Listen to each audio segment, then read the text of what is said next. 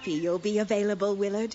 The board of directors of Duckesty International will be relieved to hear you'll be acting as security agent for our annual costume charity ball. A costume ball, Auntie?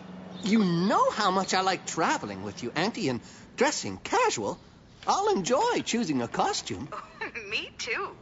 As chair duck of the charity, it was my responsibility to organize this year's fundraiser. And if I do say so myself, I found quite the location. It'll be held at New Duckstein Castle in Bavaria, Germany. The castle is quite famous, and its owner, Emily Pintail, told me there's an old legend about it as well. The ghost of a court jester named Yorduck still walks its halls. It is said he had quite a taste for practical jokes, laughter, and chocolates. And to this day, tourists who visit the castle sometimes find stale pieces of chocolate in some of the rooms. Well, if this Yorduck loves chocolate, then he's my kind of ghost. But I hope he doesn't make an appearance during the ball. Most ducks are afraid of ghosts. Oh, I'm certain he's not real. It is, after all, only a legend. But the reports of stale pieces of chocolate are an intriguing mystery. How exciting, Willard! Our charity ball has just started, and it's already a huge success. These donations will go a long way in fighting oppression and protecting ducks in distress around the world. This stash will also be a tempting target for thieves.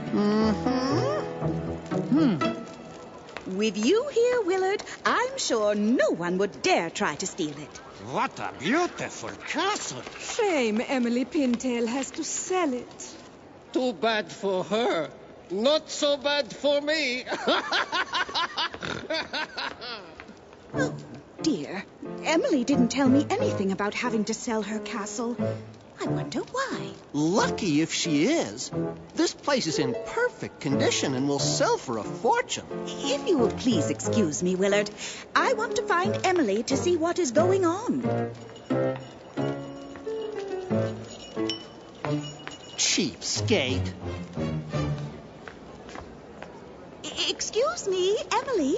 I just heard the news. You are selling your castle? I don't want to, but my banker and financial advisor, Baron von Drake, says I have to. He says I have no more money and that I'm in great debt to his bank.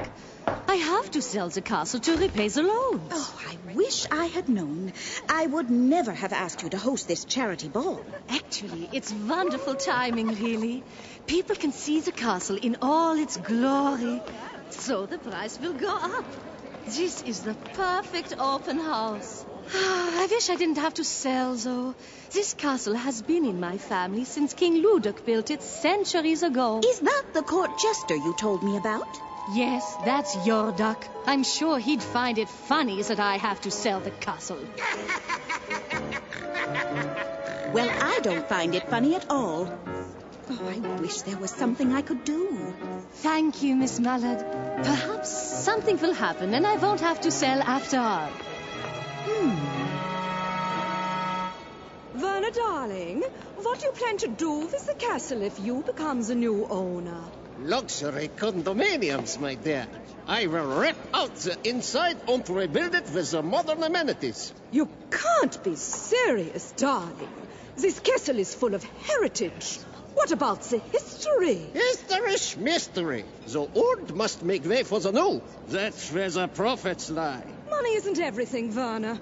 Prestige can't be bought. I can give you a good price on an apartment. I already have the plans to run up. I wouldn't dream of it, darling.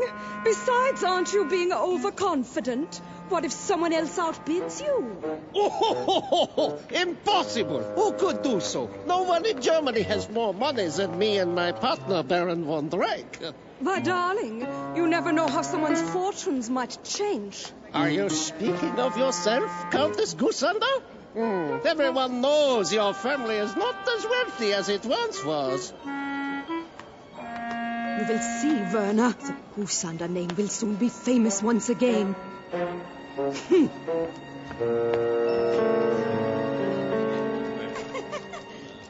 everything all right, Willard? Nothing out of the ordinary. Well, for a costume party, that is. It's a good thing all the guests have arrived. There's almost no room for more donations. But we can't complain about that now, can we? And we can't complain about the food. Emily's chefs have really outdone themselves. And to think she prepared all of this when she has serious financial difficulties. That's why she has to sell her ancestral home. Well, if this place really is haunted by some court jester's ghost, then I hope the new owner isn't afraid he died. How unusual. Oh, there must have been a sudden air current. Or maybe your duck didn't like my mentioning him. Don't be silly, Willard. There must be some logical explanation.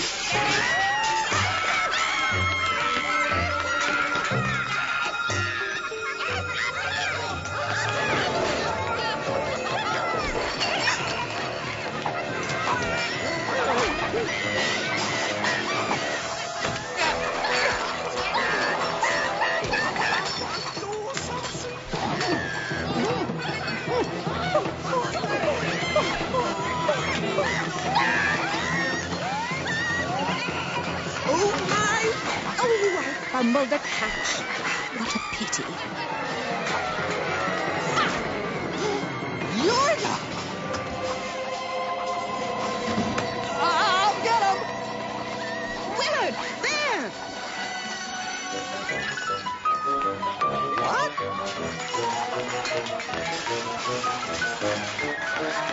Gotcha! It would appear our ghost is flesh and feathers just like us all, Willard. He sure is, Auntie. Widgeon! Chief Inspector Bufflehead? I thought you were the ghost. Ghost? Of all the cockamamie.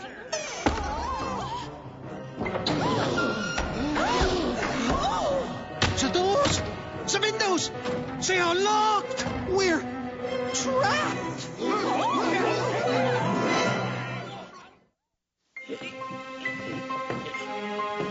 Let me out! Let me out! Put some muscle into it, my good duck. Let me out! Let me out! What are you doing here, sir? I was about to ask you the same question, Widgeon. But now that I see you're with your little auntie again, everything is perfectly clear. I have been a supporter of Decasty International for years. I am always invited to their fundraisers. Oh, right. You're the cheapskate who put change. I mean, the donations. Oh,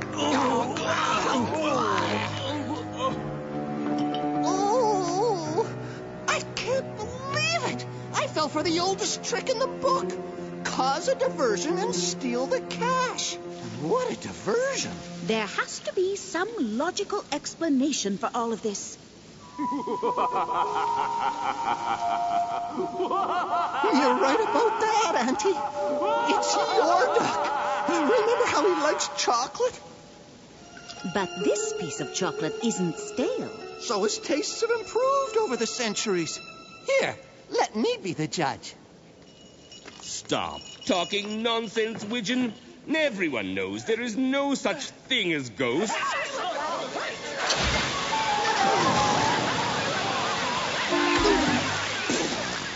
Don't say that, sir. Your duck doesn't like to be discounted. I need a towel. Well, we can be comforted that it appears there's no way the thief could have left the castle with the charity money. Ah, darlings. Are you so certain you still want to purchase this haunted castle? I'm not afraid of a little ghost. When I start renovating this place, we'll make so much noise, the ghost of your duck will be looking for a new home. Well, do let me know when you're finished your little project. I think I am interested in that apartment you mentioned. The biggest and most expensive one you've got. Come, Willard. We must find Emily. Help the guests clean themselves up and sweep up the food. But don't touch the table. I will take care of that. Emily, I am so sorry for all the troubles. I'm afraid our charity has turned into quite an event. That is an understatement, madam. What has happened now qualifies as a crime. Please allow a professional to resolve these matters. Well, thank you, Chief. I'll get on the case right away. Not you, Widgeon. I mean me. Your bunglings have already cost us the charity donations. I shall begin my investigation immediately.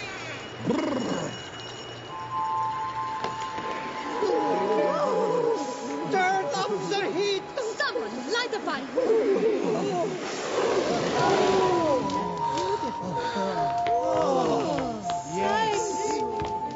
Stop in the name of the law! Don't just stand there, Widgeon.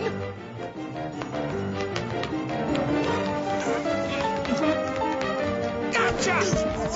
Not me, you quack. Terribly sorry, Chief. There are just too many court jesters in this castle. No, never mind, Widgeon. Just stay out of my investigation from now on.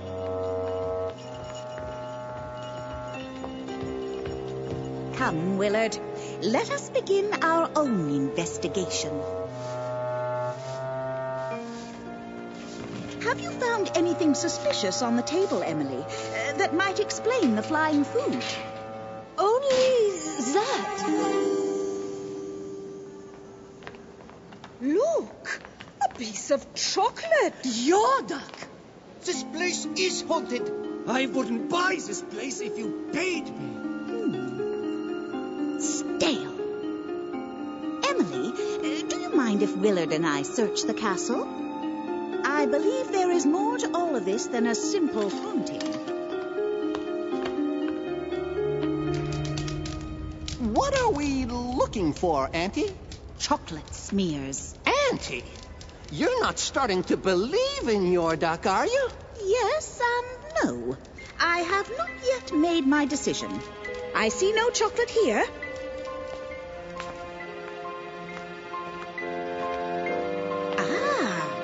What have we here? Still no chocolate. Ooh, but it is rather cold. That's what they say about drafty castles. Yes, but these drafts are duck-made. By turning the fan this way, a draft was created which put out the fire. Placing it this way, so it would blow on the ice, would account for a ghostly breeze that would chill you to the bone. Oh, I see your point. But no chocolate anywhere. The plot thickens. Aha! Chocolate. Where? This would explain the squirting fountain that soaked Inspector Bufflehead. I'll have to remember that. Whoa! Well done, Willard. If you say so, Auntie. Just in case.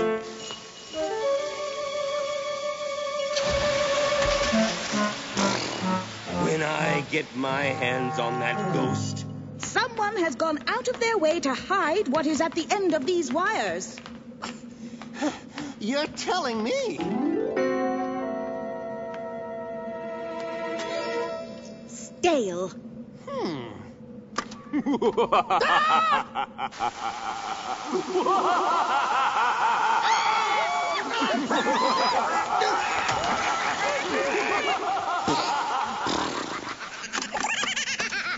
Sorry. Not to worry, Willard. Your assistance has been invaluable.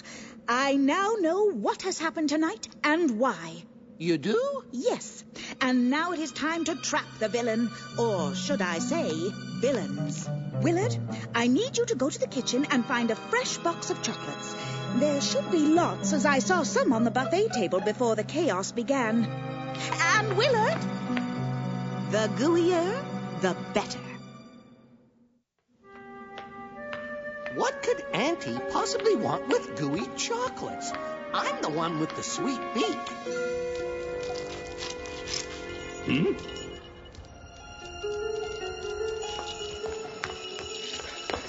Blasted bells! Whoa! Don't worry, Chief. I won't tackle you anymore.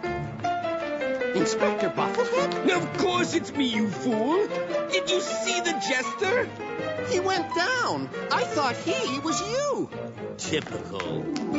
You just can't win with that duck.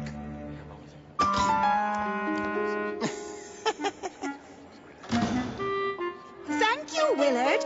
Please put them on the table and stand guard at the doors near the light switch.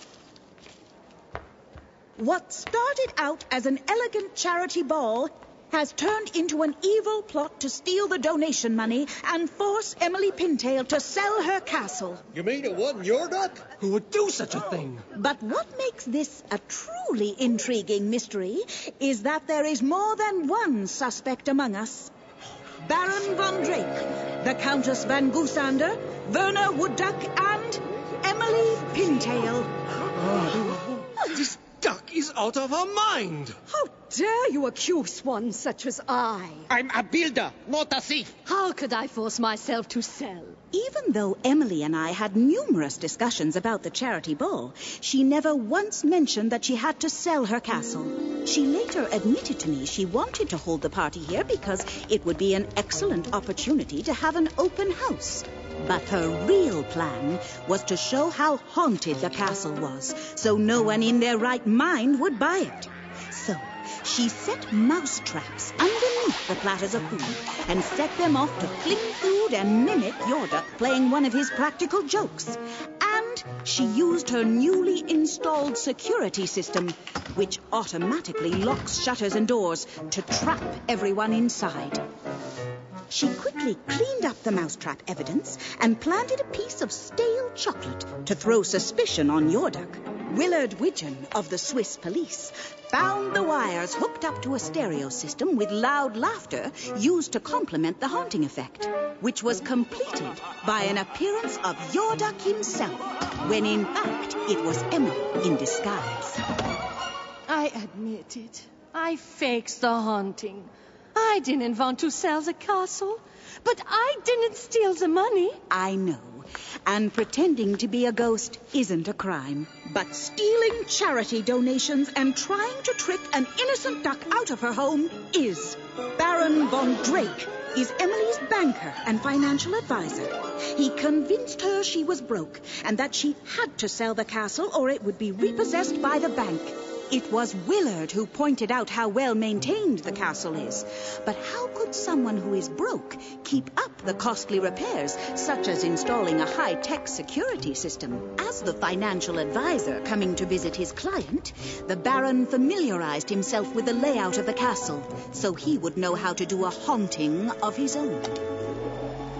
Then his accomplice, Werner Woodduck, pretended to be scared, only to be joined by the Baron after he had switched out of his very own jester costume.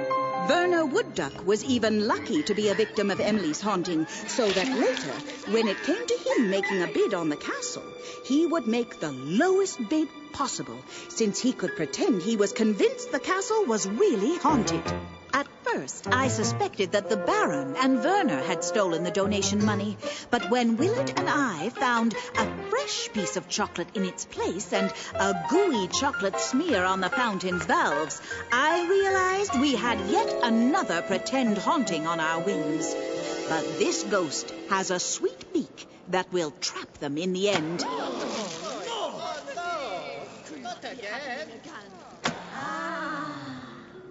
The Countess von Goosander stole the charity money. Unwing me! But, Auntie, how did you know it was her? It is self-evident. Everyone knew the Countess herself was in financial difficulties, and she did not seem at all concerned when the charity money went missing. Just the opposite. She seemed delighted because she had managed to take and hide the money somewhere in the castle. And then did a little bit of haunting of her own by changing the flow of water in the fountain. Which leads me to believe the stolen donation money is hidden behind the fountain. But her mistake was that she did not know Yorduck only leaves stale chocolates in the castle, not fresh, gooey ones. And when I found both stale and fresh chocolates, I knew we were dealing with more than one fake haunting. And one ghost had a very sweet beak. And here I was believing in the ghost the whole time. You were right, Auntie. One should always wait to know all the facts before making a decision. You never cease to astound me, Auntie. Nor you me, Willard. It was you who pointed out that we were dealing with more than one jester when you kept tripping up Inspector Bubblehead. And you guessed my plan to use the chocolates to trap the Countess. You even surprised me when you turned out the lights without my asking you to. But I didn't turn out the lights, Auntie. But if you didn't, then who did?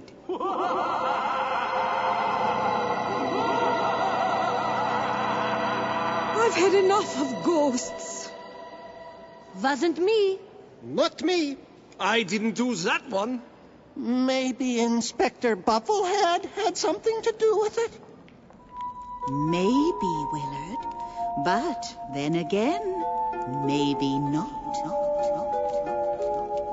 Widgeon! Typical. Now I really need him, and he's nowhere to be found. Widgeon!